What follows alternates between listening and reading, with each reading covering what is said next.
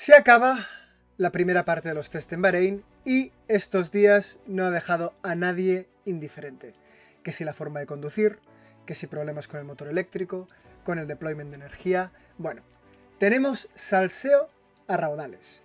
Y para comentar todas, y cuando digo todas son todas y cada una de las cosas que han sucedido durante estos días, tengo conmigo aquí a Guille. Bienvenidos a Smooth Operators, bienvenidos al post de la primera tanda de los test de Bahrein. Bueno, Guille, ¿qué tal? ¿Cómo has vivido estos primeros días de la Fórmula 1 de vuelta ya, oficialmente? Porque lo que habíamos tenido hasta ahora era un pequeño preliminar solamente para que el hype no muriese, más que realmente ver los coches en acción y más o menos qué es lo que podemos esperar en el primer GP de Australia. Pues ha sido una semana bastante interesante, dejémoslo ahí de momento. Yo estoy un poco triste, luego vamos a desarrollar un poco más, pero estoy un poco triste con la Fórmula 1 que estamos teniendo y la Fórmula 1 que no voy a ser tan inocente de decir que no nos lo esperábamos, pero ver que lo que ya sabíamos que iba a pasar, pues pasa, es un poco... Me hace estar un poco triste con esto, pero luego entraré más en detalle. Sí que es cierto que también han pasado muchas más cosas y toda esta tristeza también va aparte de todo el tema de Aston Martin, que vamos a hablar también de todos los problemas, de todos los que se saben, de todos los que se rumorean y de todo, porque realmente hay mucha cosa a hablar de todo lo que ha sucedido con Aston Martin esta semana, de uno de los jueves más tristes, de uno de los días más tristes que recuerdo para la Fórmula 1 en España, porque eso fue entrar en Twitter el jueves por la tarde, era increíble. Menos mal que tú te mantienes al margen de esa red social porque era esperpéntico. Y hay muchas cosas que comentar. Hemos podido ver al Williams también, que no lo habíamos visto hasta ahora. Hemos podido ver algunas liveries que nos faltan por ver. Y tengo que decir que el Cadillac a mí me parece muy bonito. Otra cosa es lo que se ha podido ver de ellos en pista y, bueno, pues están un poco donde esperábamos. Y cosas a comentar en general de la mayoría de equipos, aparte de haber tenido una semana un poco atípica con esto de tener la prensa ahí, que sí que han estado informando de todo y hemos tenido bastante información y bastante seguimiento de lo que estaba sucediendo allí, pero luego había una retransmisión de lo que sucedía a la última hora que, como digo, ha sido un poco atípico, esto de poder solamente ver la última hora. Ahora esta semana, en principio, esta segunda semana sí que podremos ver más cosas. Y en general, pues eso, lo que decía, triste por algunas cosas que me está comentando, pero más allá de eso y poniéndome una coraza a ese dolor, que luego entraré más en detalle en él, pues han sucedido cosas interesantes que evidentemente creo que vale la pena ir comentando. Efectivamente. Bueno, para recordar un poco lo que hemos dicho al principio, esta semana pasada ha sido la primera ronda de test en Bahrein, esta semana que viene tenemos la siguiente y no nos hemos quedado indiferentes, porque, tal como hemos dicho, han habido muchos problemas, pero tenemos aquí 3 declaraciones de 3 campeones mundiales que resumen un poco lo que son los problemas principales de la Fórmula 1 que hemos visto estos días. Por un lado, tenemos a un Max Verstappen diciendo que él disfruta conduciendo de los coches a tope y que por ahora no lo está pudiendo hacer. Que esto es como un coche de Fórmula E en esteroides, lo cual implica gestión de energía, entre otras cosas. Tenemos un Alonso que obviamente se ha reconstruido en todo esto diciendo que el coche ya es tan simple que incluso su chef puede llegar a conducirlo. ¿Por qué? Porque se trata de, 1, desplegar energía eléctrica en las rectas y en las curvas pasarlas tranquilamente a velocidad normal, lo que se considera velocidad normal, para poder recargar un poco. Y finalmente, y después Guille, si quieres ya entraremos en todas y cada una de estas declaraciones, tenemos un Hamilton que ha dicho: yo esperaba llegar aquí y decir vamos a por todas, y lo que se ha encontrado son con 7 clases distintas para explicarle cómo coño funciona este coche. Entonces, como veis, pilotos de Fórmula 1 y campeones mundiales nos han quedado indiferentes a lo que nos hemos encontrado durante esta semana. Sí, perdón, es que he visto que se me había quedado la cámara clavada. Va a ir sucediendo a lo largo del vídeo, lo siento, siempre tengo problemas con la cámara. Yo, después de haber visto estas declaraciones, creo que he entendido un poco más por qué los test del Shakedown de Barcelona fue sin prensa y sin cámaras y sin nada. Y no fue para no mostrar banderas rojas y problemas de los coches. Yo creo que fue para no ponerle micrófonos a los pilotos. Porque lo que hemos tenido a raíz de eso ha sido declaraciones de Verstappen dando fuerte a la nueva normativa, que ya Verstappen lleva dando fuerte a la nueva normativa desde hace más de 2 años, desde que salió y desde que empezaron a probar los nuevos motores en simulador, ya empezó a señalar ciertos problemas que, como he dicho antes, desgraciadamente se han confirmado. 3/4 de lo mismo con ponerle un micrófono a Fernando Alonso, que ya sabemos que no le cuesta mucho decir lo que piensa. Y Hamilton también, como has dicho tú, como has remarcado. Entonces, yo creo que ha ido un poco más por ahí también, lo de no traer cámaras la primera semana. Pasa que la situación, yo creo que esta primera semana en Bahrein ha sido incontrolable. Ha habido un cierto rifirrafe, ¿no? Con Russell y con Norris, que Russell sí que defendía estos monoplazas y señalaba que Verstappen tampoco puede quejarse, ¿no? Que al final ellos tienen una vida muy buena, pueden conducir los coches que quieran, les pagan y viajan y todo bien. Que digo, bueno, vale, pero eso no va con el tema de la normativa. Y Russell, pues también 3/4 de lo mismo, diciendo que Verstappen que si quiere irse, que ahí tiene la puerta. Un poco el resumen, ¿eh? Y Leclerc también reafirmaba que, bueno, que la sensación era distinta, que se podía disfrutar también. Entonces, vemos que hay posiciones claras y vamos a ver cómo acaba evolucionando esto a lo largo de la temporada. Pero como decía antes, yo me he sentido un poco triste. No voy a decir decepcionado porque en el fondo sabíamos que esto iba a suceder. Pero veo ciertos problemas que van a hacer que a mí me cueste un poco esta temporada, que luego, evidentemente, como siempre, como cuando se cambió la normativa en 2014, pues todos pasamos por el aro, vimos muchos problemas con los coches híbridos, los equipos también acabaron mejorando y, como digo, pasamos por el aro, hemos visto la Fórmula 1 los últimos 12 años, hemos tenido carreras de gestión y hemos seguido para adelante. Y seguramente este año, pues, no nos engañemos, vamos a seguir para adelante y seguiremos muchos viendo la Fórmula 1. Pero he rescatado aquí algunos de los problemas que ya se han podido ver aquí en estos test y que vamos a ver si a lo largo de la temporada pues la situación mejora. Yo creo que en algunas cosas sí que la situación va a acabar mejorando, pero sobre todo es todo el tema este que se está hablando de la gestión de energía, de la energía eléctrica, de la parte eléctrica constante.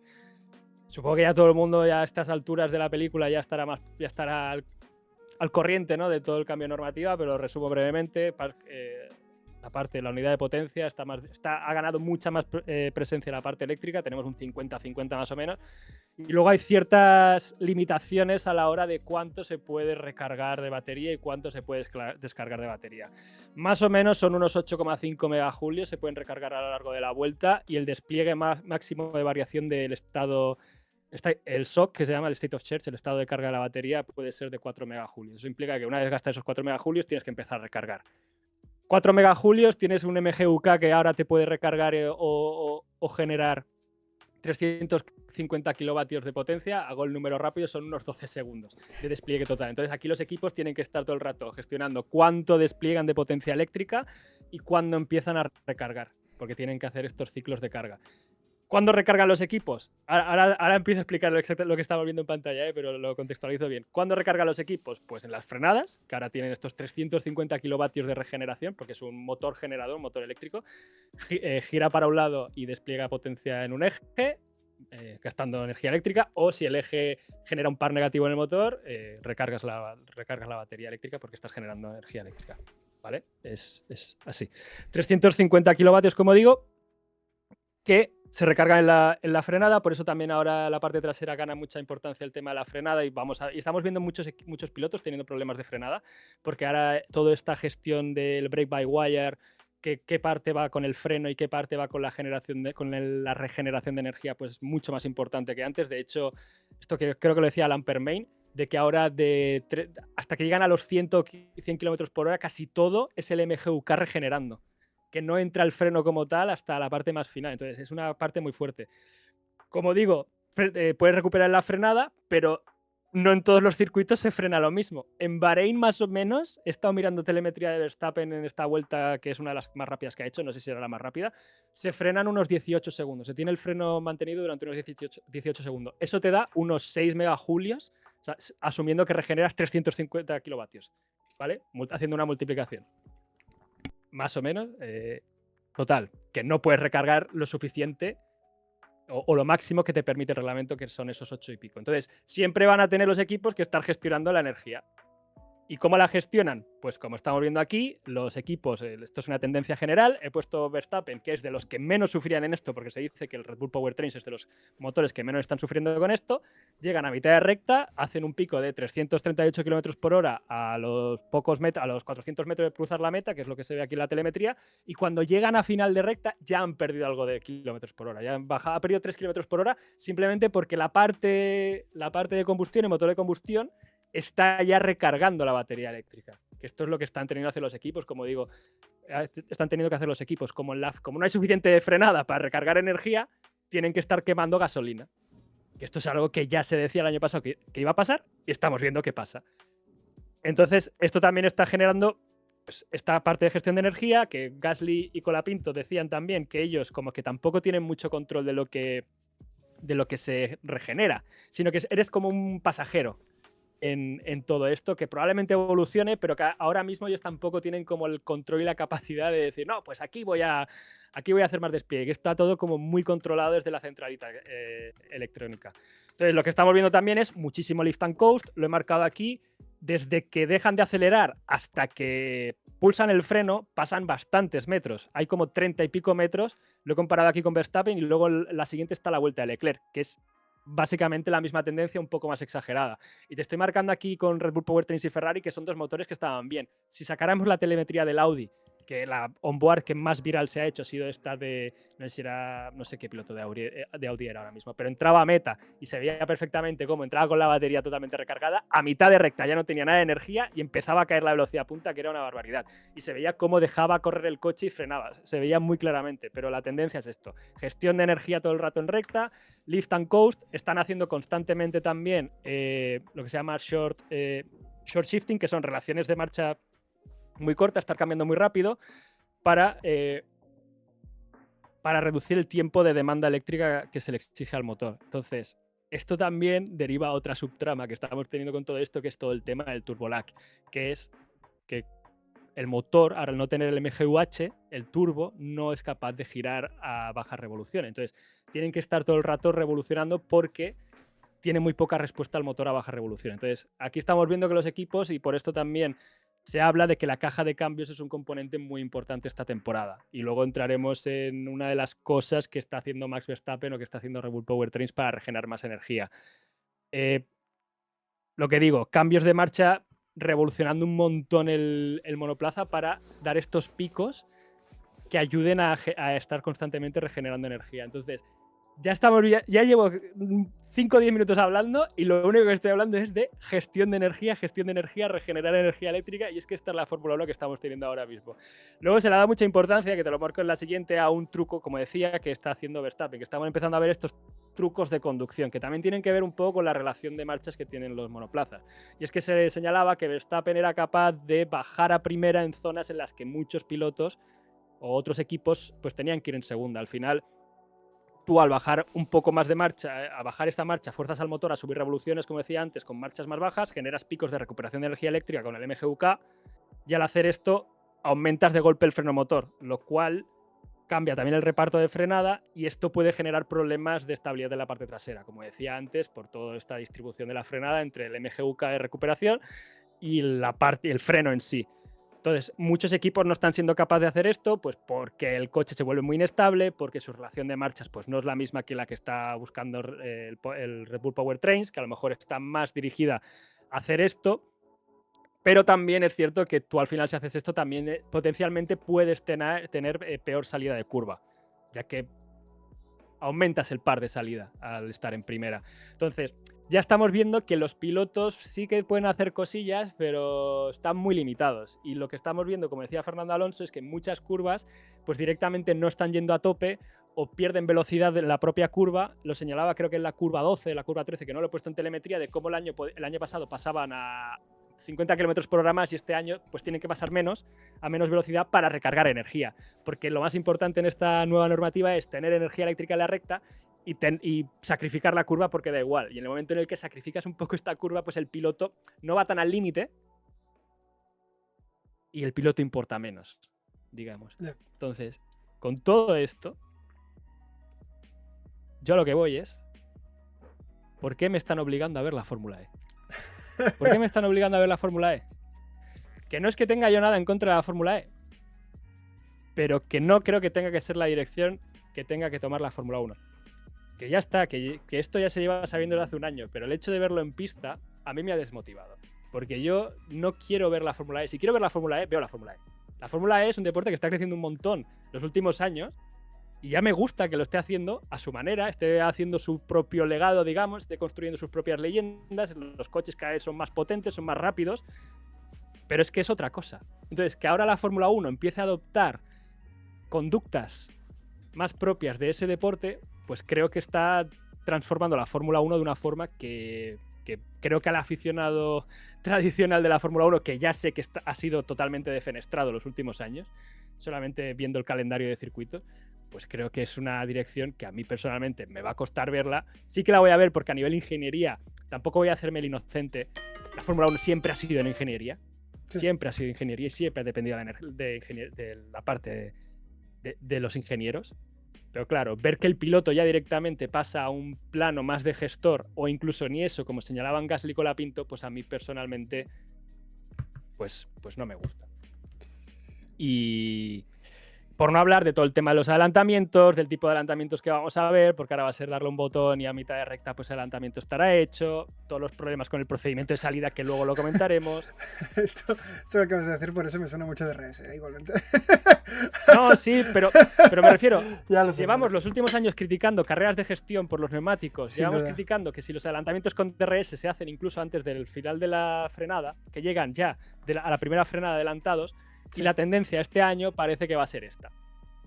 No, sí, estoy de acuerdo. Entonces, pues, son problemas evidentes. Y bueno, sí, es decir, al final lo que tiene la Fórmula E es, tú tienes una restricción, que es que vamos a correr en coches eléctricos y a partir de aquí intentas maximizar. Mientras que parece que la Fórmula 1 se esté poniendo palos a las ruedas para no conseguir tener el coche más rápido o más entretenido, llámale como tú quieres, que al final es el peak, ¿no?, del motorsport o lo que se supone que tiene que ser. Pero bueno, independientemente, esto es un tema obviamente de carrera y espectáculo, lo que estamos hablando, y de talento desde un punto de vista de pilotaje y demás, pero aquí hay otro punto que también está dando mucho de qué hablar y que seguramente después recuperaremos con todo el tema de Ferrari, pero que es también la parte de la seguridad, porque obviamente tener estas situaciones donde se puede llegar a perder grip por el tema de la caída de potencia y demás en momentos de lluvia, o lo que comentabas tú del turbo en bajas revoluciones, sobre todo en momentos de salida, puede generar situaciones realmente problemáticas a nivel de seguridad para los pilotos. Y esto también ha sido un tema que se ha traído encima de la mesa, sobre todo también por el equipo McLaren. Sí, pero creo que McLaren también está intentando usar el tema de la seguridad para que cambien el procedimiento de salida, porque se ven limitados con respecto a Ferrari, que luego lo comentaremos todo el tema este de Ferrari, que es bastante curioso, y el procedimiento de salida. Yo creo que va por ahí, pero sí que es cierto que, sobre todo con el tema de la lluvia, lo señalaban, ¿no?, con esta recuperación de regeneración del MGUK, que pierdes el grip y toda esta inestabilidad de la parte trasera puede acabar siendo peligrosa. Pero bueno, ya veremos. De hecho, se está hablando que a final de este mes puede haber un test de Pirelli con lluvia. Bueno, con pista mojada. Sí. No sé si pueden programar la lluvia como tal, pero supongo que harán lo de mojar la pista porque quieren probar cosas Pirelli y seguir mejorando los neumáticos de lluvia, se decía. Pero no he visto una confirmación clara.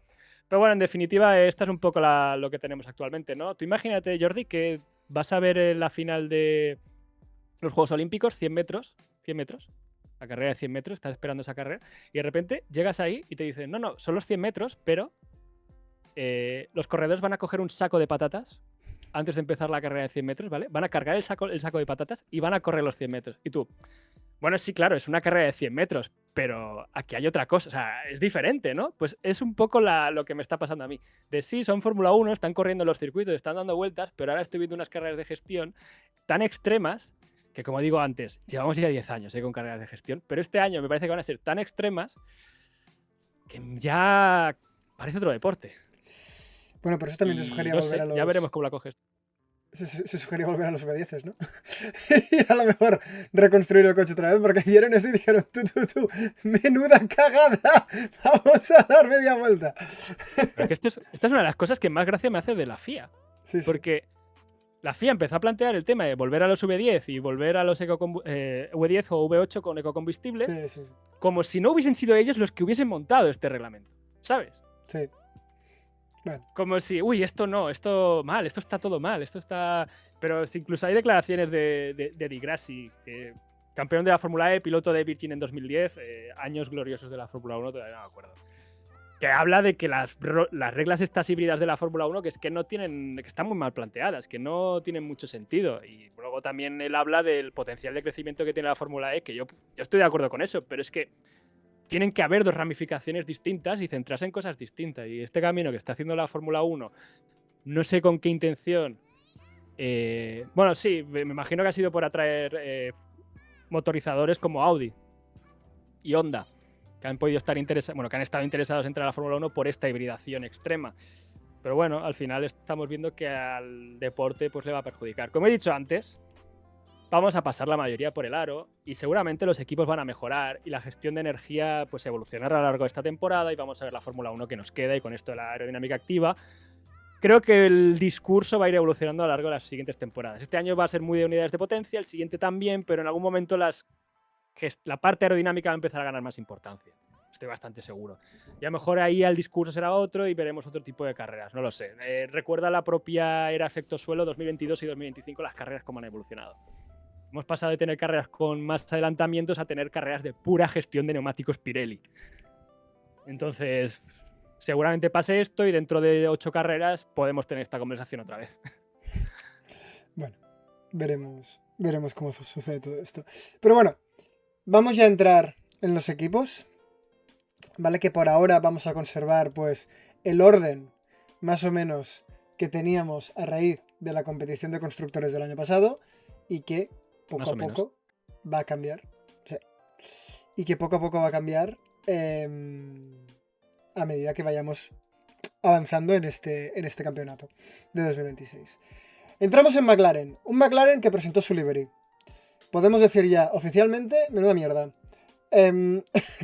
Esto de traer el mismo puñetero coche 3 años seguidos diciendo que haces homenaje al campeonato de constructores del año anterior, ¿qué mierdas es?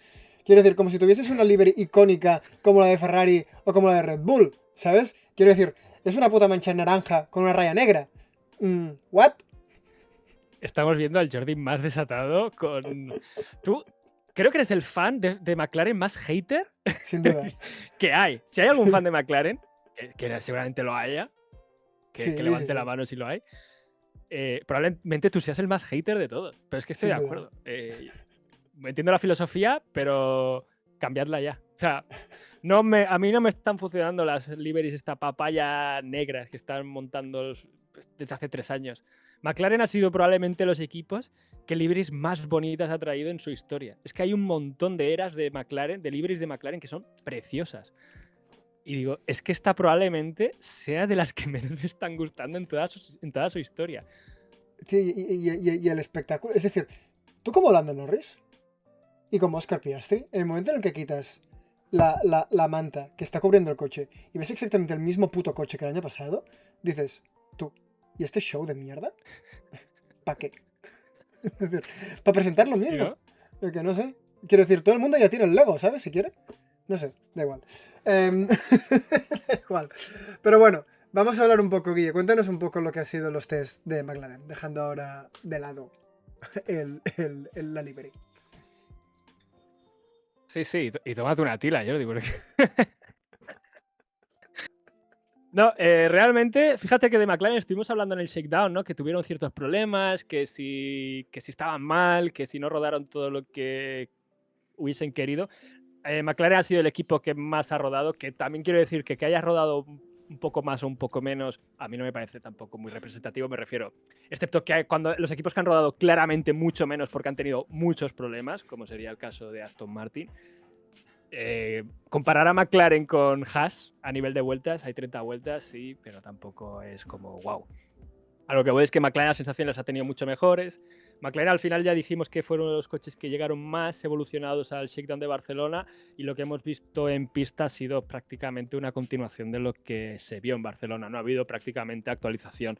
Lo que mencionábamos antes, la noticia ha sido un poco esta cruzada que ha empezado McLaren o que pivota McLaren en cuanto a temas de seguridad que tú mencionabas antes, que mencionó Andrea Stella, todo este tema de que había que también realizar ciertos cambios en la normativa por potenciales riesgos de seguridad, de que el coche pierda mucha potencia a mitad de recta y sea un obstáculo, de que en la salida un monoplaza se quede clavado y sea un obstáculo que otro se puede llevar por delante. Todas estas cosas las han comentado, pero como digo, yo creo que hay cierta también intención a decir, cambiate esto, que nosotros tenemos que el motor Mercedes que tenemos tiene problemas en la salida, no como otros que estamos viendo que a bajas revoluciones funcionan mucho mejor. Entonces yo creo que también va un poco por ahí, y el tema de la seguridad, aunque es creíble, es como un argumento potente que oculta otras intenciones también detrás.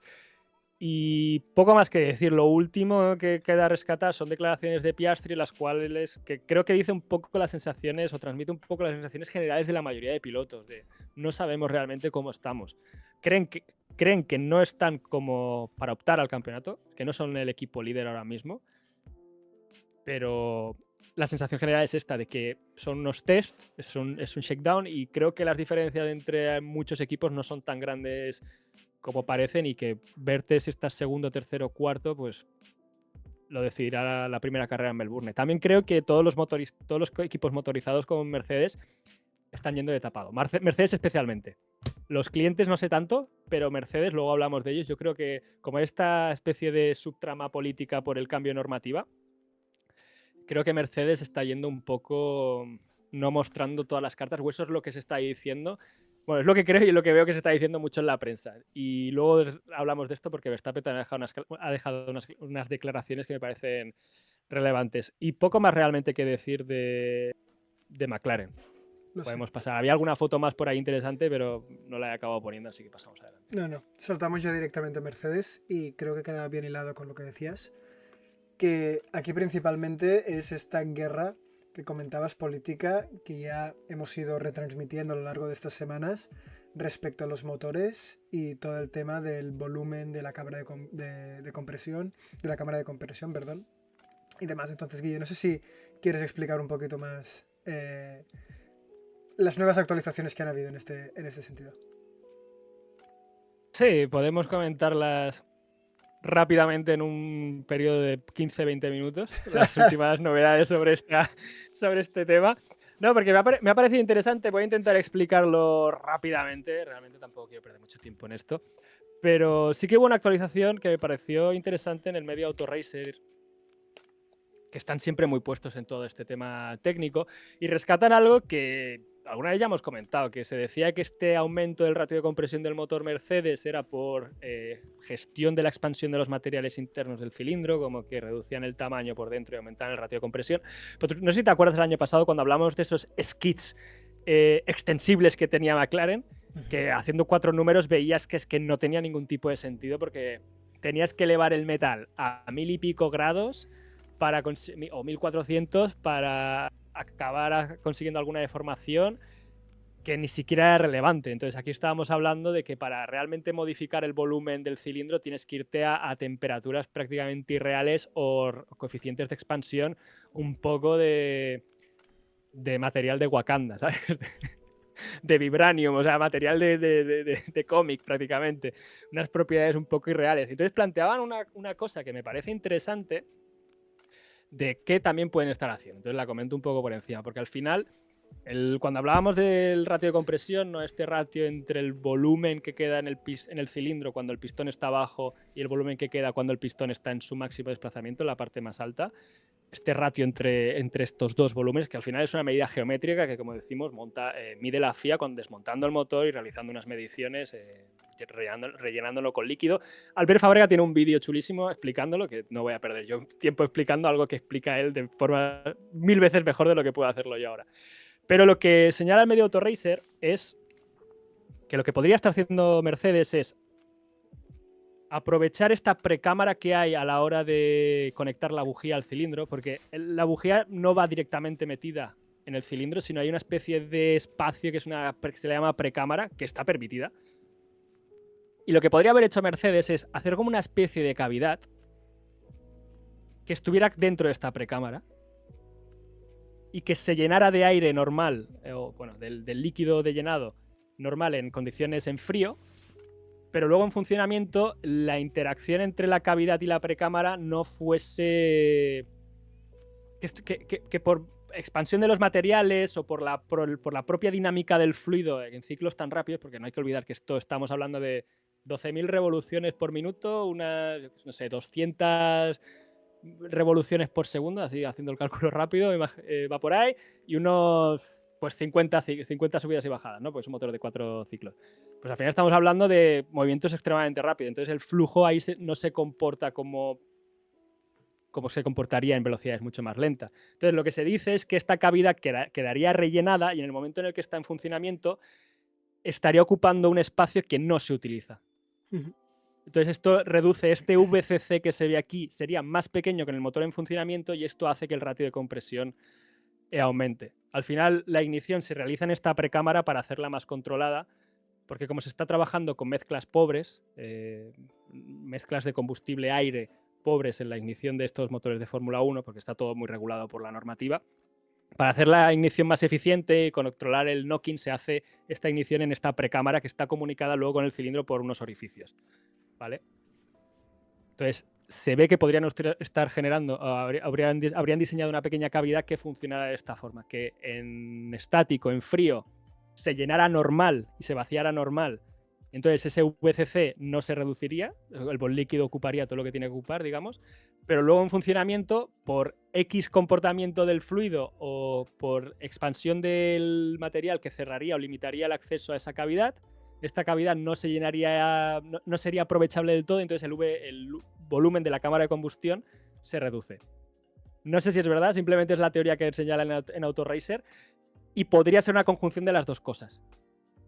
Entonces, me ha parecido algo interesante, no sé si lo he explicado lo mejor que he podido con este dibujo que he hecho con el Canva con cuatro rectángulos, pero para que se entienda, la precámara va comunicada al cilindro y esta cavidad también va comunicada dentro de lo que es la precámara. No, he hecho lo que he podido con 4 rectángulos, ya está, pero realmente lo iba a dibujar a mano, pero he dicho, ¡buf! ¡Qué pereza! Sí, sí, sí. Y ha sido así. Bueno, y es exactamente con esta polémica con la que también podemos linkar al equipo Red Bull, porque lo que ha habido por su parte, más allá de que dentro de lo que cabe o de lo que se ha visto es de los equipos o el equipo que supuestamente se tiene que batir, básicamente Verstappen ha dicho, bueno, sí, ¿vale? Es decir, esto es lo que estamos viendo ahora, pero creedme que Mercedes no va a estar tan mal como dice que está ahora mismo y por lo que está luchando, ¿no?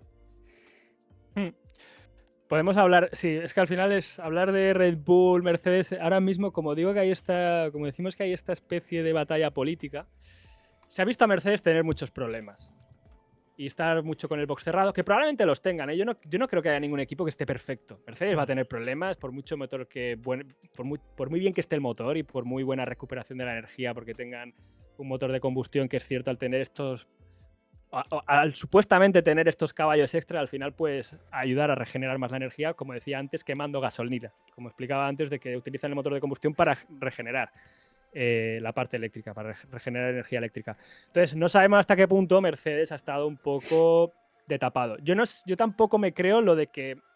Bueno, no es que no me crea, es que me cuesta creer que también Mercedes esté jugando tanto a eso, porque al final estos test también les interesan.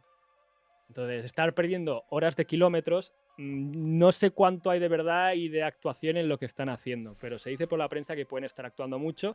Yo creo que hay un poco de actuación en las declaraciones que lanza Toto Wolff, constantemente señalando a Red Bull como el equipo a batir, que tienen el mejor motor. Yo creo que Red Bull Powertrain se ha sorprendido a todos para bien, de los sólidos que están siendo, de los consistentes que están siendo, pero yo rescato también las declaraciones de Verstappen que tú decías.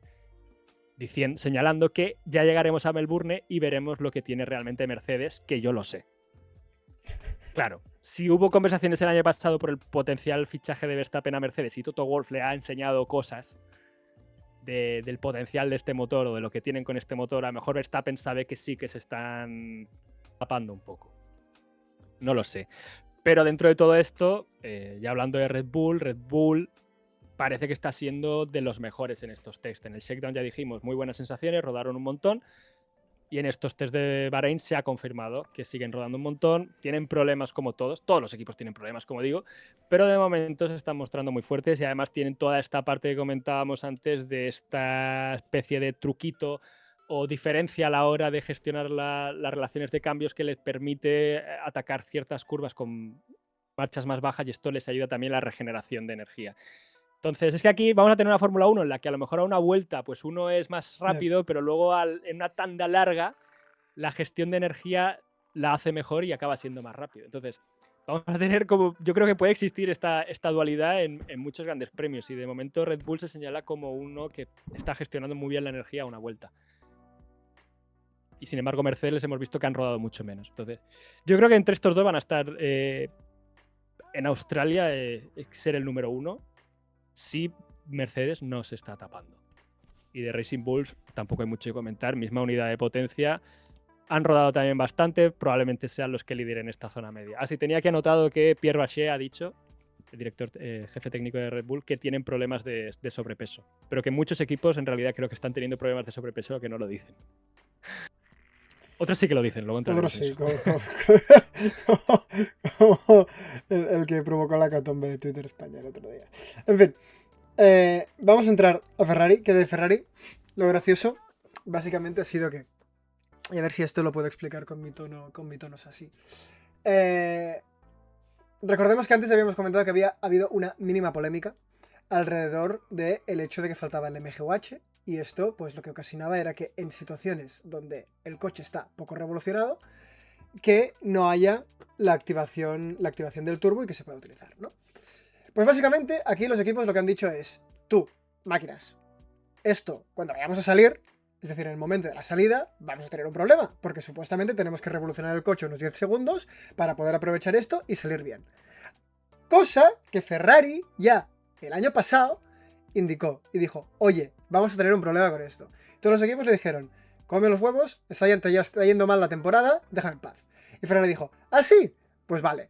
Total, que ellos, obviamente, lo han modificado con lo que tú ahora vas a comentar más en detalle, que qué es lo que han hecho, ¿vale? Pero básicamente Ferrari no tiene este problema. Y los equipos ahora han venido diciendo, oye, pero que vamos a estar jodidos aquí. ¿Por qué no cambiamos directamente el procedimiento de salida? A lo que Ferrari ha dicho, me los comes por detrás. Y Ferrari, siendo Ferrari, ha dicho, esto no va a cambiar, jodeos, ahora me voy a aprovechar yo del bug. Que os jodan. Y ya está. Sí, a ver, usando otras palabras, pero en esencia sí. En esencia es un poco la trama que ha sucedido. Ferrari se dice que puede estar montando un turbocompresor más pequeño y que por eso les cuesta menos revolucionarlo y que pueden tener esa ventaja en curvas lentas con la unidad de potencia, y otros han optado por otro diseño que les da ciertas ventajas en otro tipo de curvas, pero en la salida están sufriendo. Entonces Ferrari ha aprovechado este veto que tiene en la Fórmula 1 por ser Ferrari para decir, pues ahora no se cambia nada y os espabiláis. Entonces vamos a ver cómo acaba todo esto, porque siguen ahí con esa especie de declaraciones cruzadas, unos que sí, otros que no. Y no sé si acabarán cambiando algo, pero en principio todo apunta a que Ferrari se ha negado y podría no haber un cambio y tendríamos una salida en Australia en la que a lo mejor 18 coches se quedan clavados los primeros metros, mientras ves a Hamilton y Leclerc tirar para adelante, bueno, y los Haas tirar para adelante. Oh, no, y Cadillac, perdón, pero Cadillac no sé. Ya, Cadillac ya veremos. Cadillac a lo mejor sale pero para atrás, ¿sabes? Cadillac ya veremos. Ah, por cierto, de Red Bull tenía una foto que me ha parecido chula, que es de la tapa motor abierta, que es de donde montan el intercooler que va aquí arriba, que es una parte que sale detrás del turbo, que sirve para refrigerar el aire comprimido antes de entrar al motor. Y no comento mucho más, simplemente me ha hecho gracia. ¿Sabes esa espuma que se pone en la columna de tu parking para que no le des un trompazo al retrovisor o no rayes la puerta? Pues si buscas la de tu parking, que la tiene Red Bull. Que la ha montado ahí. Tal cual, Ha montado ahí la espumita para que no dé. Me ha hecho gracia, ¿eh? Máxima tecnología y al final es la espuma esta de... Bueno, para no rayar el coche. esto es como tantos análisis de FEM y demás y todo lo que tú quieras para después coger una motosierra y, y limar el alerón y ya funciona. Es verdad. Bueno, nosotros también tenemos de estas. En nuestra historia como estudiantes. Pero bueno, vamos a avanzar. Bueno, de Ferrari no sé si querías comentar algo, que no hemos enseñado esta foto. Esta foto es que me ha parecido increíble, de toda la parrilla esta de sensor, y me ha parecido muy chula la parte trasera. Y Ferrari sí que... No he recuperado aquí las fotos, pero es un equipo que sí que ha traído cosas nuevas, ha traído alerón delantero nuevo y un fondo nuevo, por lo que parece. Podría haber traído 4 fotos comparativas, pero como a lo mejor dentro de 2 días vemos otro coche, pues tampoco vale mucho la pena entrar en detalle. Yo pensaba que iban a cambiar más cosas de los pontones y la tapa motor. Ha sido cambios menos radicales. Hemos tenido coches que sí que han cambiado muy radicalmente, como el Audi. Ferrari creo que ha sido un poco más comedido. Como decían que iba a ser una versión muy diferente, que la otra era una versión beta y tal, aquí pensaba que veríamos un Ferrari bastante cambiado, y sí que es cierto que el alerón delantero es diferente, pero es que muchos equipos han cambiado el alerón delantero, como dijimos, que se intuía que no habían traído el alerón delantero que tocaba al Shakedown de Barcelona, y aquí Ferrari pues sí ha traído el alerón delantero y alguna modificación más, pero no ha sido esa gran revolución que tal vez se esperaba. Sí. Y nada, la foto la ponía porque me ha parecido muy chula. Sí, la verdad es que mola. La verdad es que mola. Pero bueno, estrenamos nuevo equipo en el canal esta temporada, porque recordemos que en Barcelona no estuvieron. Atlassian Williams F1 Team. Atlassian cogiendo protagonismo en lo que es el nombre del equipo. Y por fin Williams ha enseñado su coche y nos ha traído a Sally de Karts. Cierto. Se dice que ha llegado tarde, que Williams llegó tarde porque no le funcionaban bien los párpados a esto. Claro, esto es una foto, no hemos puesto el vídeo, pero se va moviendo. Es bastante chulo. Sí. Pero ya, ¿sabes? Ahora a partir de ahí nos hemos reído, está muy guay. Ahora que el coche corra, y de momento pues no está... Las cosas no están demasiado bien de momento. Pero antes que nada, hemos visto la livery. Sí. No sé qué opiniones te trae esta livery. A mí no me desagrada, ¿eh? Me gusta. Yo prefería la que querían enseñar para la presentación de los test y demás. ¿Sabes? En teoría. Esa como medio leopardo, azul. Que dijiste, esto solamente es para estos 2 días. Pues esa me molaba más que esta, sinceramente. Pero sí. Bueno, que está chula. Yo... a mí no me desagrada, como decía, y como hemos comentado antes, hemos podido ver al Williams por primera vez, 4 detallitos, el alerón delantero sí que se ve que es una versión más final, lo digo por las formas geométricas que traen, que no trae ese predefinido de la FIA que se notaba que habían traído otros equipos en el Shakedown. Usan estos boards en el lateral, más del estilo de McLaren, no sé si te acuerdas, con estos 3 planos, estos cortes por debajo y esta placa más grande en la parte de arriba, que McLaren es el equipo que lo tiene, y también estos cortecitos en la parte del suelo, justo porque me estaba vibrando el móvil, digo que porque estaba vibrando el móvil, justo para cortar, para trabajar el flujo en la rueda trasera. Y lo último de Williams, que es el tercer equipo que está montando una suspensión delantera pull rod, junto con Cadillac y junto con Alpine. Entonces, ¿te acuerdas eso que decíamos de que a lo mejor la suspensión pull rod era un error? Retiro todo lo dicho. Probablemente Williams ha acertado con esto.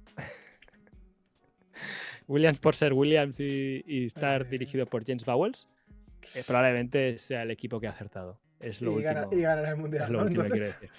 Con esa suspensión. No, eso no tiene mucha pinta, porque han reconocido ellos mismos que tenían bastantes problemas. Sainz ha reconocido que iban tarde y además se especula que es el equipo que tiene más sobrepeso.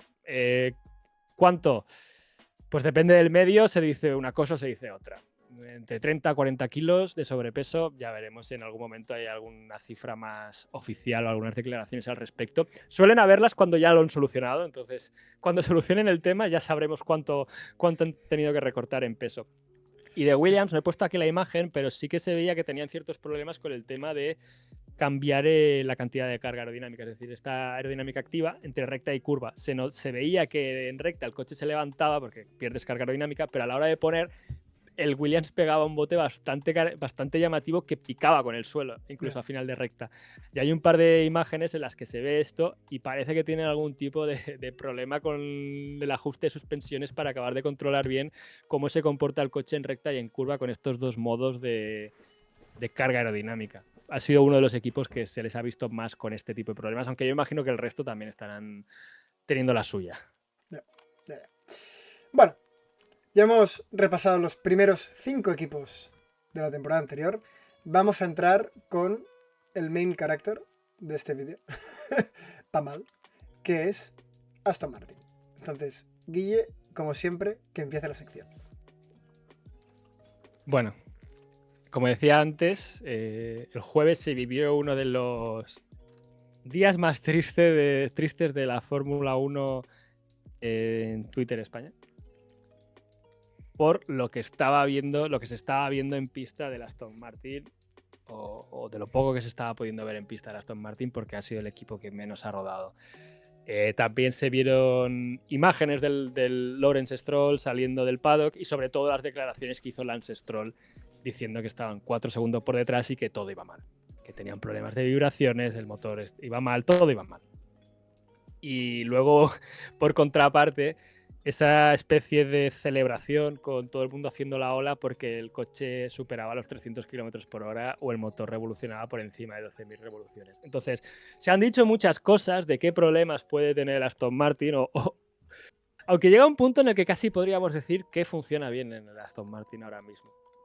Entonces, he rescatado algunas imágenes así, porque uno de los problemas que se señala más es problemas de refrigeración, que ya cuando estuvimos ahora hablando del Aston Martin ya dijimos que era un coche extremadamente compactado, y no sé si te acuerdas que te dije que me llamaba mucho la atención que las entradas delanteras es que eran muy pequeñas, extremadamente pequeñas, la apertura en el pontón, y que luego la salida en la tapa motor, que era muy grande, que a ver si era una salida o ver qué era.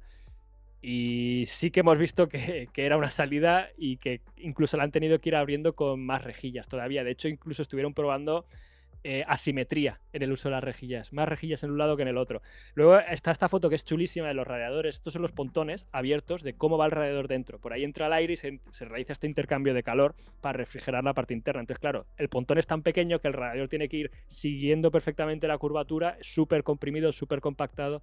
Al final, al tener un radiador tan pequeño, tienes menos superficie de intercambio de calor y vas más limitado, vas mucho más ajustado. De hecho, no he encontrado una imagen que la vi el miércoles o el jueves, no sé cuándo la vi, que se veía el Aston Martin desde atrás y era muy chula porque se veía todas las las salidas que tenía por la parte trasera, porque no solo tiene esta ranura, tiene como 2 aperturas más que el resto de monoplazas, si lo comparas, no lo tienen. Entonces el Aston Martin al final se está viendo que tiene estos problemas de refrigeración por este diseño tan compactado que ha propuesto Adrian Newey. Pero aparte de eso, se dice que estos problemas de refrigeración vienen también acentuados por problemas con el motor Honda, que si tienen un motor de combustión que falla, que si supera las 12.000 revoluciones, las 12.000 revoluciones creo que es un número que, bueno, no sé hasta qué punto es real, pero el resumen de todo esto es que tienen problema, que el motor Honda no está funcionando o no está al nivel del resto de motores. Al final tienes un motor de combustión que funciona peor, recargas menos energía y esto también deriva en lo que decía antes de problemas en la estabilidad de la frenada. Como explicaba antes, ¿no? La parte trasera está muy controlada por el MGUK. Si tú tienes problemas con la regeneración de energía y cómo funciona el MGUK, acabas teniendo problemas en la frenada y hemos visto muchísimos problemas de estabilidad en las frenadas, tanto con Stroll como con Alonso. Alonso se pegó un par de escapadas bastante fuertes en algún momento y veías las onboards y el coche es que era muy difícil de controlar. Y luego lo otro que se señala, de todos los problemas que se señalan, es problemas con el diseño de la caja de cambios, que esta es otra de las subtramas de Aston Martin, ¿no? Motor nuevo diseñado por Honda únicamente para ellos, que encima es el motor que menos está rodando y solo tienen sus datos para recopilar, no como Mercedes, que tiene un montón de escuderías clientes. Aston Martin ya está limitado por eso, pero esta es una limitación que ya tenían. Y lo otro es la caja de cambios, que por primera vez la diseñan ellos 100% igual que la suspensión trasera. Entonces lo que se dice es que podrían tener problemas con la caja de cambios. Se dice que podría haber cierta desincronización con el motor con la parte eléctrica, entiendo, porque con la parte de combustión no la acabo de entender muy bien cómo puede haber esa desincronización. Y otra de las cosas que se señala, que esto lo señaló de Race, es que cuando el motor frena hay como una especie de desconexión del motor, como que el motor deja de sonar, es como un kart. Sí. Entonces es un poco raro que eso pase en un Fórmula 1. Y lo último que quiero comentar, que esto se lo he visto a Náchez, porque he visto que quería compartir información respecto a la caja de cambios de Aston Martin y me ha parecido interesante lo que ha comentado, pero claro, no sé hasta qué punto es cierto. Ya veremos si hay más reportes que vienen de la prensa esta semana sobre los problemas que puede estar teniendo Aston Martin con la caja de cambios, que aquí hablan de que puede haber problemas de cavitación que es, en el lubricante, que al final es... Esto lo conozco un poco más por tema de bombas de presión y porque en criogenia es bastante importante este tema, porque puede suceder, pero al final se te generan puntos de presión puntual muy baja que hace que está por debajo de la presión de vapor del fluido, en este caso del aceite, y esto forma burbujas. Bueno, se llaman cavitación realmente, no son burbujas, pero vamos a llamarle burbujas para entendernos. Y el problema es que estas burbujas, al moverse, colapsan y generan como picos de presión dentro de, en este caso, de la caja de cambios. ¿Qué pasa? Que esto acaba erosionando el material, acaba erosionando los engranajes. No sé si este es el problema que está teniendo Aston Martin, esto lo señalaba él, y a ver si, como digo, a ver si hay más información al respecto, porque no me queda muy claro si era cavitación o lo que se llama aireación, que al final es que se forman micro burbujas por presencia de aire, o sea, no es lo mismo. Una cosa es que tienes aire y se forman burbujas dentro, y lo otro es que el líquido entra en gas y se forma una burbuja, es distinto. Entonces, eso se dice que pueden ser los problemas y que esto al final deriva en cierta flexibilidad también en la carcasa de la caja de cambios, y como la suspensión trasera va anclada, que creo que es una foto que he puesto por ahí de la suspensión trasera que va anclada, que es bastante chula, que no sé, ahora no recuerdo qué medio era, de Amus, perdón, de Automotor Sport. Sí, se ve aquí de cómo la suspensión trasera va anclada una parte a la carcasa, la parte delantera va anclada a la carcasa y esta parte va anclada a la estructura del alerón trasero. Esto puede acabar generando problemas de estabilidad en la parte trasera de la suspensión trasera. Entonces, un problema deriva de otro y deriva de otro. Es un poco la situación. Entonces, de esto hablaba también Mike Crack, diciendo que tenían muchos problemas al respecto, que tenían como una lista con 10 problemas o algo así decía, y que creían que podían solucionar unos cuantos para la semana que viene. Por su parte, desde Honda se señala que no cunde el pánico y que para la semana que viene ya tienen evoluciones pensadas para seguir probando los límites del motor. Se dice también que hubo como bronca, ¿no?, de Lawrence Stroll estos test, y una charla motivadora de Adrian Newey con respecto a que han identificado el problema, o cree que ha identificado el problema y que van a seguir un camino para acabar de solucionar todos estos problemas, toda esta larga lista de problemas que no se acaba. Entonces, hay unas declaraciones de Mike Crack que me ha hecho gracia, que dice que sobre la relación de Honda, ¿no?, que decía que es como cuando tienes una novia nueva que os tenéis que ir conociendo y buscar el diálogo. Y digo, no sé de qué me estás hablando. O sea, no sé si es la comparativa que debas poner, porque a lo mejor la mitad de tu público no te entiende. Estás muteado. No, decía que básicamente novia, ¿qué es eso? A mí, a mí esa metáfora o esa comparativa no me dice nada. Pero yo lo que voy, Jordi, con esto es... A lo mejor es que llueve sobre mojado conmigo y Honda y coches de Alonso. Los que vivimos la época de McLaren Honda, yo creo que ya solo nos matan las balas de plata. Sí. O sea, yo creo que hemos llegado a un punto en el cual ya... A mí esto ya no me produce dolor. Sé que hay gente que está muy decepcionada, pero no sé en qué momento tanta gente se pensaba que se iba a ganar el Mundial este año. Por mi parte, o sea, en este canal nunca se ha vendido esa imagen.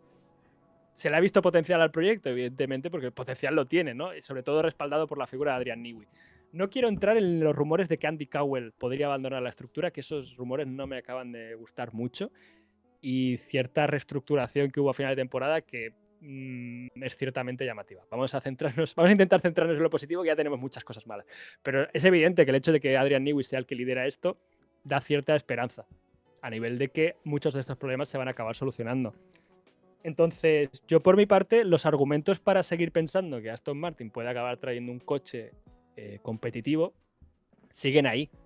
Y ya Sí. me imaginaba es evidente que hay tantos engranajes que tienen que hacerse girar entre ellos de nuevo que iban a tener problemas. A lo mejor no tantos como están teniendo, puede ser, pero creo que en el mismo vídeo en el que hablamos de Aston Martin hace unas semanas, analizando la MR26 con este diseño tan radical, lo decimos, que la unidad de potencia va a ser la determinante y que el éxito de este proyecto no pasa por las primeras carreras, que sabemos que van a estar sufriendo porque tienen que ajustarse muchas cosas, no solo el motor, suspensión trasera nueva, caja de cambios nueva. Entonces, son tantas cosas nuevas que es que yo sigo siendo cauto con ser tan catastrofista. Evidentemente, me gustaría ver un Aston Martin con Alonso estar en la zona alta, pero creo que la realidad pues ha pesado mucho y que evidentemente es un proyecto que le va a costar arrancar, y ya lo dijimos, que lo que jugaba en contra de Alonso es el tiempo.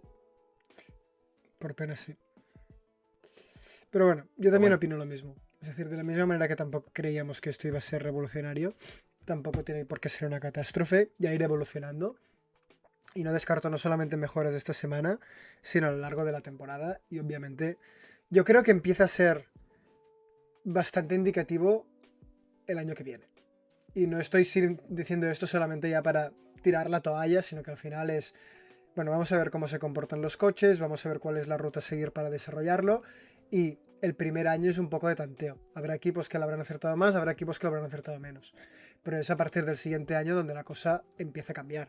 Y en principio, a no ser que de repente haya noticias que no nos esperemos, Alonso para un año más está considerado y está hablado. Después a lo mejor nos encontramos la sorpresa, ¿no? Pero que Alonso mismo ya lo dijo, que obviamente se están acercando sus últimos años de carrera, solamente faltaría, tiene 43 o 44 ya, pero que si este año no volvía a ganar el Mundial, la idea por lo menos era alargarlo un año más. Entonces, chill, vamos a ver cómo evoluciona todo y poco a poco y a creer en el proyecto, que creo que se puede creer aún.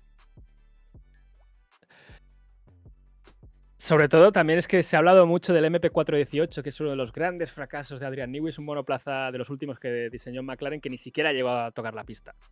Es porque los tests fueron un desastre y paralelamente McLaren había desarrollado también una evolución del coche anterior continuista y acabaron corriendo con esa, porque el coche este era tan agresivo que no pudo rodar, básicamente. Era un caos. Pero también la gente lo está comparando con eso, que a lo mejor Newey se ha pasado con el diseño. Bueno, ya lo veremos, ¿no? O sea, es decir, sacar esa conclusión en la segunda carrera de test. Hay tanta gente que quiere cortar cabezas y hay tanta gente que también se ha aferrado a un clavo ardiendo, que es un tema de pasar de un extremo al otro constantemente. Es lo que decía antes, el jueves por la tarde era catástrofe y el viernes, cuando de repente hicieron 3 vueltas por encima de 310 kilómetros por hora, era como, no, espera, que no estamos tan mal. Y digo, hombre, no podemos pasar de se acaba el mundo a vamos a ganar la 33 en 5 minutos, por favor. Un poco más de paciencia, pero también quiero rescatar, ya que se habla tanto del MP418, que al final el monoplaza que acabó trayendo McLaren al año siguiente, una vez se acabó esta temporada, fue una evolución del MP418 y ese coche sí que fue competitivo. Y al cabo de 2 años tuvieron un coche para ganar mundiales, en 2005. Entonces, ese es el problema, que el primer año no van a funcionar las cosas. Es que eso hay que pensar en Red Bull. Y también quiero rescatar, y terminamos con esto, la figura que tuvo Christian Horner, que nunca se le ha dado, creo, el peso que se le tiene que dar en todo el tema del éxito de Red Bull. Y que lo que estamos viendo con Red Bull ahora, yo creo que es una continuación todavía de lo que hizo Horner. Red Bull Powertrains, todo el tema de montar tu propio motorizador, la asociación con Honda, la presencia de Ford, todo esto yo creo que es una continuación de Christian Horner. Y que veamos un Red Bull todavía fuerte señala que evidentemente Newey es el mejor ingeniero de la Fórmula 1 o uno de los mejores, pero probablemente sea el mejor. Pero evidentemente tener un gran gestor como el que fue Horner, con sus cosas, evidentemente, o como también lo ha sido Toto Wolff, pues es importante. Y por eso iba también con el tema de estos cambios de entradas y salidas con Andy Cowell delante del proyecto, luego lo desplazamos y entra Newey. Andy Cowell se va a gestionar la parte de motores con Honda y ahora se dice que Andy Cowell dejará la escudería al final del año. Creo que esta inestabilidad pues tampoco está ayudando. Y luego el tema de la polémica con el tema de que Honda realmente no es Honda, que la Honda que conocíamos está en Red Bull Powertrains. Yo creo que no es así, 100%. Evidentemente, algo de personal se debió perder, pero realmente lo que había en Milton Keynes de Honda era operativo. Era soporte operativo para el motor de Honda Red Bull Powertrains de hace 2 años. Y evidentemente adquirieron el know-how de cómo funcionan las cosas y se ven ciertos paralelismos entre el motor Honda de este año y el Red Bull Powertrains a nivel de cómo está la arquitectura incrustada dentro de la taba motor, con el intercooler arriba, un intercambiador de aire-aire también. O sea, sí que se ven ciertas similitudes y probablemente pues, hay un know-how que se ha transferido, pero la parte técnica de Honda se ha mantenido en Japón la mayor parte de ella.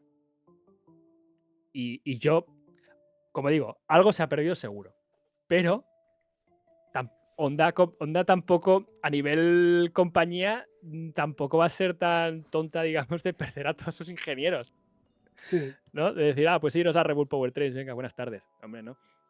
Sí. No creo que entraran los planes de Honda de formar ingenieros en Fórmula 1, desarrollar un motor ganador y decir, vale, pues buenas tardes, os vais todos. No. Entonces, yo repito, creo que hay que tener paciencia y ya está. Y si no, pues aquí quedaremos los 4 gatos que quedamos siempre. Y ya está. El año pasado fue sí, un año de vacas magras y aquí estamos igualmente. En fin, un abrazo para todos los que nos habéis acompañado durante estos años.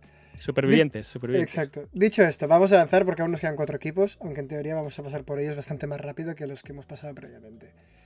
Haas, solamente decir que buenas sensaciones, ¿no? Sí, y junto con Racing Bull son los que se reportan que pueden estar liderando esta zona media. Han rodado un montón, el motor Ferrari está cumpliendo bastante y Haas están bastante satisfechos con lo que se está viendo en pista. Como digo, no suena a equipo a estar en la zona alta, pero es que creo que el objetivo de Haas no es estar ahí más allá de, bueno, sí, es lo que tienes que decir, pero no creo que sea el objetivo. Pero como digo, pueden estar ahí como quinto equipo liderando esta zona media, que evidentemente no va a estar tan compactado todo como el año pasado, que veíamos unas diferencias de 1 segundo entre el primero y el último. Aquí este año es que a lo mejor hay entre 1 segundo y 3, entre el primero y el último a lo mejor hay 3 segundos. Sí, Recordando a los años gloriosos de la era híbrida al principio. Entonces, Haas puede estar ahí en esa zona un poco más perdido del resto, pero liderándola separados. Vamos a ver McLaren dónde está, ¿eh? Como decías tú, que le veías en zona media, vamos a ver si McLaren es más rival de ellos que de Mercedes y etcétera. Lo veremos. Veremos un piloto con el número 1 luchando por la P7 y P8. Ya verás. Pero bueno. No sería el primero. No. Nos vamos al Alpine. Y de Alpine, ¿cómo están las sensaciones? Porque recordemos que primer año que estrena el motor Mercedes. Hemos tenido también esos comentarios de Gasly con la Pinto. Tenemos el equipo que ha montado a Pullrod, uno de los 3 equipos que ha montado a Pullrod en suspensión delantera. No lo sé. ¿Qué tal parece lo de Alpine? Yo sigo contando con Alpine para la primera mitad de la temporada. Es que creo que con el motor, si la unidad de potencia de Mercedes funciona bien, evidentemente como cliente no creo que funcione tan bien como la del propio Mercedes. Y que Alpine no está transfiriendo malas sensaciones, está rodando bastante y están cumpliendo con los plazos, eso es lo que están diciendo, y están rodando los kilómetros que tienen que rodar. Sí que hubo una salida de pista de Colapinto ahí justo cuando estaban terminando los tests, que casi se va contra el muro. Y se han visto cosas interesantes en el diseño de Alpine, como he mencionado en algún momento, por lo que decías tú, de la suspensión delantera Pullrod y un diseño del monoplaza bastante diferente. Y esto es lo que he rescatado aquí, que ya se habló del shakedown, que de hecho lo tenía apuntado para el shakedown porque vi ya que se reportaba, pero se quedó ahí perdido en los 1000 puntos de información que tiene el guión. Y lo rescato aquí porque lo comenté durante el previo, pero se han visto algunas imágenes que son chulas de comentar, que es cómo está funcionando la apertura de la aerodinámica activa en el alerón trasero. Siempre estamos hablando del alerón delantero, pues ahora hablamos del alerón trasero, que también está viendo distintos conceptos. En la mayoría de equipos, el eje de rotación va anclado en el borde de salida del tercer plano. Sin embargo, que es como funciona el DRS, básicamente. O sea, el concepto es el mismo el DRS. Sin embargo, en Alpine, si te fijas, lo que están haciendo es bajar el borde de salida y el eje de rotación está en la parte delantera. Entonces, hay un CFD extremadamente chulo, que lo puedo poner, si alguien lo quiere, puedo poner el link en comentarios, supongo. No he querido ponerlo aquí porque al final es trabajo de otra gente, pero es un análisis de fluidos, de dinámica de fluidos, de los dos casos y se los compara. Y al final se ve que haciendo lo que hace Alpine, como que es más un tema de la dinámica del transitorio entre una posición y la otra.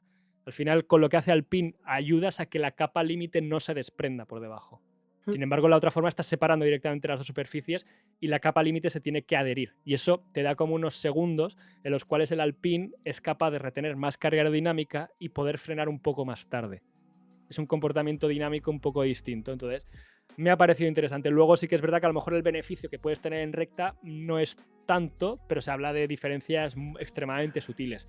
Entonces, vamos a ver si el resto de equipos acaban copiando esto o es Alpine el que acaba reculando en esta dirección, porque también hay las declaraciones de Steve Nielsen, el jefe técnico del equipo, admitiendo de que está un poco nervioso de que sean los únicos que están haciendo esto.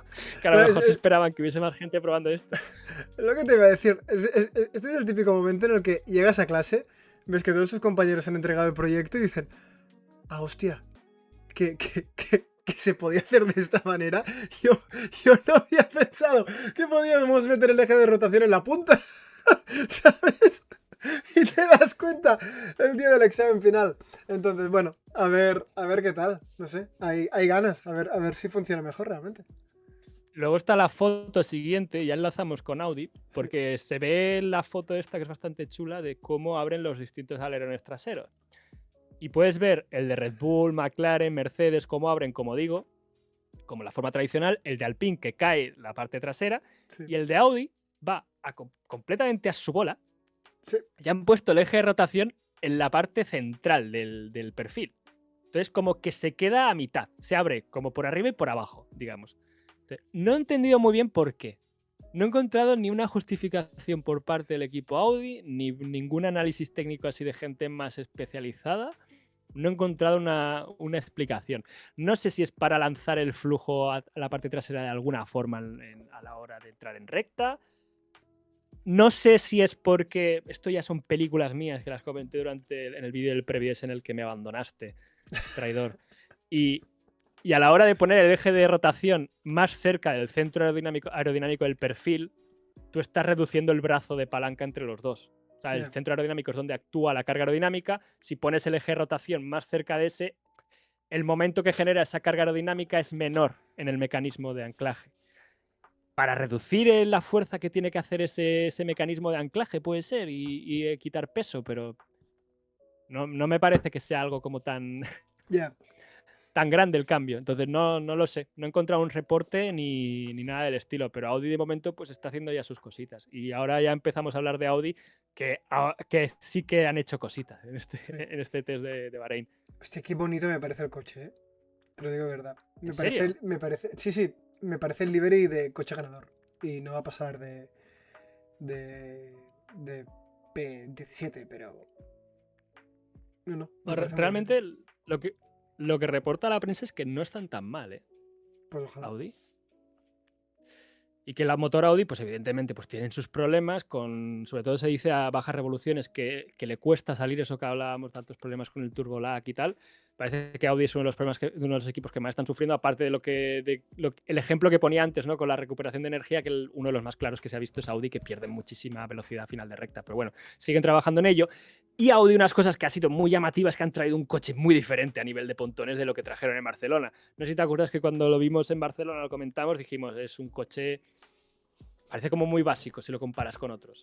Sí. Parece un poco el render de la FIA con 4 cosas. Y aquí es cierto que sí que han traído un coche, una especificación totalmente distinta del coche. Lo primero, lo señalamos rápido, alerón delantero, los anclajes, la apertura del alerón delantero está puesta como el Racing Bulls. No usan esa apertura dentro del morro, que por cierto, se me ha olvidado decirlo, en Aston Martin hay imágenes de cómo la apertura está en el morro. También está por debajo. Todas esas películas que se estaba montando la gente de que si era una apertura eléctrica y que no tenía anclaje, digo, a ver, es lo que dijimos el otro día, mecanismo tiene que haber. Que ese mecanismo se active hidráulica o eléctricamente es otra cosa, pero mecanismo tiene que haber y se ha visto el mecanismo. Pasa que se me ha olvidado rescatar la foto y comentarlo. Pero de Audi eso, el mismo mecanismo de apertura que está usando Racing Bulls, veremos a ver aerodinámicamente qué efecto tiene. También han traído un alerón delantero completamente nuevo, con esta zona de la bandeja exterior trabajada como el resto de equipos, que estamos viendo que está siendo un poco la tendencia de haber traído un alerón delantero nuevo a este previo estos test de pretemporada de Bahrein, perdón, me estoy liando yo mismo. Y lo otro que han cambiado un montón son los pontones, que son totalmente distintos a lo que trajeron. Podría haber puesto una foto comparativa, pero se me ha olvidado. Pero ves que han puesto esta entrada de los pontones completamente vertical, que es el único equipo que lo tiene, y también han puesto, fíjate, este recorte del pontón haciendo como una mueca, como una, ¿sabes? Como un recorte hacia adentro, abriéndose hacia afuera, que recuerda bastante al W13 sin pontones de Mercedes. Claro, al ver esto, dices, ostras, parece que están haciendo como lanzando el flujo hacia afuera, generando este outwash, que siempre hemos comentado que en algún momento los equipos van a empezar a hacer diseños en los que busquen este outwash, aunque en la normativa está diseñada para que sea todo inwash y canalizar el flujo por dentro y generar carga dinámica así y no generar este flujo hacia afuera que genera toda la turbulencia atrás y dificultan tanto los adelantamientos. Parece que Audi trae el primer diseño que va buscando esto de forma bastante agresiva. Y al verlo me dio esa sensación. Hay un vídeo de Kylie Engineers que vale mucho la pena verlo si la gente le interesa estas fricadas técnicas como a mí, que comenta un poco cómo lo están haciendo, pero en definitiva dice esto, que parece que están buscando generar este flujo hacia afuera para acabar generando más carga aerodinámica y evitar la turbulencia de la rueda trasera, etcétera. Entonces, Audi, dentro de equipo nuevo de Fórmula 1, pues ya hemos visto una solución distinta al alerón trasero, estamos viendo un alerón delantero con una activación también cambiada y estamos viendo un concepto de pontones pues bastante agresivo comparado con el resto. Entonces, no se andan con chiquitas. Luego ya veremos cómo les funciona, pero al menos están siendo agresivos con lo que traen y no se guardan cosas. Así que me gusta ver este Audi. Luego veremos en Australia cuando se repartan las cartas y cuando veamos realmente que... Bueno, perdón, se repartan no. Cuando se descubran las cartas y veamos realmente qué mano tenía cada uno. Ojo que me voy a hacer fan de Audi, ¿eh? Sí, porque lo de McLaren se te está dando fatal. Eres el peor fan de McLaren que conozco. Fan de McLaren siempre. Y Lando Norris también. De hecho, el Audi es el McLaren de 2007 con estos colores. No me vengas con estas. Venga, va. Vamos a otro equipo. Cadillac. ¿Te gusta la livery, Pues a mí la livery no me gusta tanto esta vez. A mí me encanta. O sea, me parece muy bonita. Me parece muy chulo el hecho de que sea simétrica de un lado a otro. Que, de hecho, las prohibieron. No sé hasta qué año estuvieron prohibidas tener liveries que no fuesen simétricas, sí. ¿Por qué? Hasta los... No sé qué coche eran los 90, ahora no me acuerdo. Pero no sé qué equipo era que tenía livery asimétrica. De hecho, hay un vídeo de un accidente en Spa. Es que lo estaré diciendo y alguien sabrá a qué me refiero. Que tú ves el choque y parece que de un lado se ha chocado un coche y como empieza a dar vueltas, cuando ponen en la otra cámara parece otro coche. Porque la livery de un lado al otro no tenía nada que ver. Yeah. Y me ha recordado un poco a esto, aunque Cadillac se ve que es el mismo coche. A mí me gusta. De hecho, me gusta mucho todo el marketing que han hecho a nivel de jugar con las fotos, las luces, la sombra. Hay un par de fotos que son muy chulas. Luego no estamos hablando. Esto no sé si estás al corriente de la demanda de Michael Bay a Cadillac. No. Porque le contrataron para hacer el anuncio que hicieron durante la Super Bowl. Cadillac hizo su presentación al estilo americano. Fue la Super Bowl, estuvo Bad Bunny y luego salió Cadillac, ¿sabes? Contrastes. Y se ve que el anuncio iba a estar dirigido por Michael Bay, director de chorrecientas películas. Sí. Pero dice Michael Bay que le despidieron después de haber hecho como esta fase de conceptual. Entonces que le robaron las ideas, le echaron y le hicieron el anuncio. Y que ve ideas de lo que él transmitió. Entonces les ha metido una demanda. Ostras, curioso. Bueno. Sí, pero no he visto más actualizaciones del tema. Buena manera de empezar la temporada. Bueno, de Cadillac, muy por encima, para ya dar por finalizado el vídeo. Es un equipo que está contento porque está ahí, básicamente. Que era el objetivo de esta temporada, estar allí, ¿no? Sí, esto lo ha dicho Loudon, el jefe de equipo, que me ha hecho gracia, pero tiene razón. Dice, tenemos muchas cosas que hacer, evidentemente, son equipo nuevo en la Fórmula 1 y tienen muchas cosas que aprender y tienen muchas cosas por delante. Se le está viendo un equipo que está sufriendo y que... Bueno, estos test de pretemporada sí que los han tenido mejor que el shakedown, pero lo que destaca es, estamos mal dentro de lo planeado. Es decir, estamos cumpliendo con todos los plazos. Se tuvo que poner el coche en pista no sé qué día de enero, se puso. El encendido del motor se hizo el filming day, se cumplió el filming day. ¿Se llegó al shakedown de Barcelona? Se llegó al shakedown de Barcelona, que no todos los equipos llegaron al shakedown de Barcelona a tiempo ni estuvieron rodando ahí el lunes como estuvimos rodando nosotros. Entonces, estamos planificadamente mal. Es el resumen. Y me ha hecho gracia ese optimismo, ese contraste con la situación de Aston Martin, ¿no? De decir, tenemos mucho por delante, pero estamos cumpliendo los plazos. Y a ver, Cadillac se le rumorea como último equipo en Australia. De hecho, tanto de ellos como de Aston Martin, hasta hace una semana el discurso solo hablaba de ellos. Esa norma del 107%, Sí. que si no cumples con ese 107% de ritmo, no puedes participar. Este es el objetivo, ¿no? De cada GP, sencillamente no caer del 107%. Claro, es que nosotros hemos vivido una Fórmula 1 muy compactada y desde hace ya muchos años esta norma no entraba en ejecución. Yo, de hecho, te voy a ser sincero, no me acordaba que seguía existiendo esta norma. Sí. Recordaba que existía en los 90 porque era súper típico en los 90 de ver equipos que no corrían. Y durante la época esta de los Marussia, de los Virgin y tal, creo que alguna vez sucedió. Te estoy hablando de hace 15 años. Pero claro, y los HRT. Pero claro, ahora se vuelve a poner esta carta sobre la mesa porque, como decíamos antes, lo de la Fórmula 1 tan compactada que hemos tenido los últimos 3 años, por ejemplo, olvídate. Puede que tengamos un coche que vaya 3 segundos por vuelta más lento que el primero. Y vamos a ver onboards comparativas otra vez en muchos circuitos, viendo el Mercedes o el Red Bull de turno pasando con el pedal a fondo y perdiendo velocidad, evidentemente, porque tienen que recargar energía, mientras el otro equipo está pasando por ahí suplicando para cargar batería y no perdiendo el coche porque no tienen carga aerodinámica. Entonces, puede volverse a ver estas comparativas que se veían en su momento. Yo recuerdo una muy mítica del Red Bull de Vettel comparada con el HRT en el circuito de Austin, que seguro que alguien sabrá de lo que estoy hablando, y creo que está por YouTube, se les ve pasar por las enlazadas y el Red Bull parece que va sobre raíles, sí. y sin embargo el HRT se está peleando en cada curva para meter el coche, y creo que este año podemos ver estas diferencias tan notables. Entonces, a ver Cadillac. Será una temporada curiosa.